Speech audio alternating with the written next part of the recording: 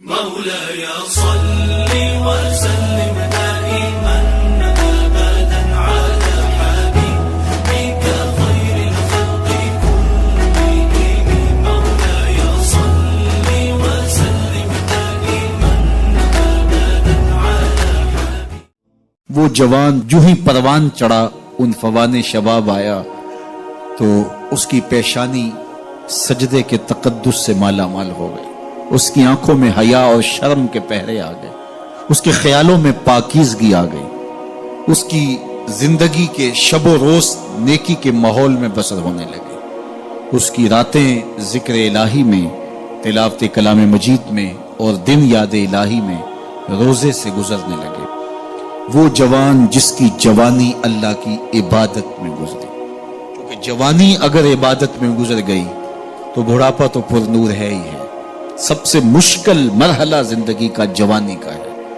شیطان زیادہ ورغلاتا ہے کسی شخص کو جب وہ جوانی کے مرحلوں سے گزر رہا ہوتا ہے. تو جس کی جوانی خیریت کے ساتھ گزر گئی اور اس نے اپنی جوانی کے تقدس کو محفوظ رکھ کے منزل تک پہنچا لیا، اپنی عصمت کے جوہر کی حفاظت کی، اپنی آبرو کو لٹنے نہیں دیا، اپنی آنکھوں کی شرم و حیا پر پہرے بٹھائے اور آنکھ کو برباد نہیں ہونے دیا اور اپنی زندگی کے تقدس کا پہرا دیا، تو جو جوان اپنی جوانی کو خیریت کے ساتھ گزار گیا. کسی نے کہا تھا نا، کتاب زیست کا ایک اور باب ختم ہوا، شباب ختم ہوا، ایک عذاب ختم ہوا. تو جوانی جس کی منزل تک پہنچ گئی خیریت کے ساتھ، عافیت کے سائے میں. مشکل تو بڑا ہے جوانی کو منزل تک لے جانا، خیریت کے ساتھ، داغدار نہ ہونے دینا، جوانی کے تقدس کو رسوا نہ ہونے دینا، عصمت کے جوہر پہ کالک نہ لگنے دینا، خواہشات کو غالب نہ آنے دینا. آسان کام تو نہیں ہے، مشکل کام ہے. لیکن اگر کوئی مشکل کاٹ گیا، جوانی کے تھوڑے سے ایام میں گزار گیا. اللہ اکبر. حضرت شیخ ختلی کہتے ہیں، داتا گنج بخش علی حجویری علیہ رحمہ کے مرشد ہیں، الدنیا یوم ولنا فیہا صوم.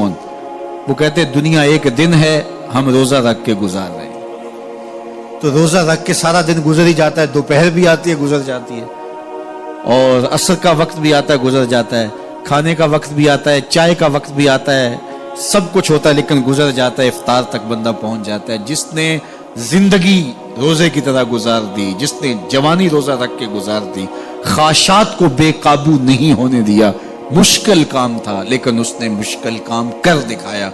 اجر کتنا بڑا ہے، سنیے اللہ کے محبوب کی زبان سے سنیے. حضور نے ارشاد فرمایا جو سیدنا ابو ہریرہ کے ذریعے سے ہمارے تک پہنچا.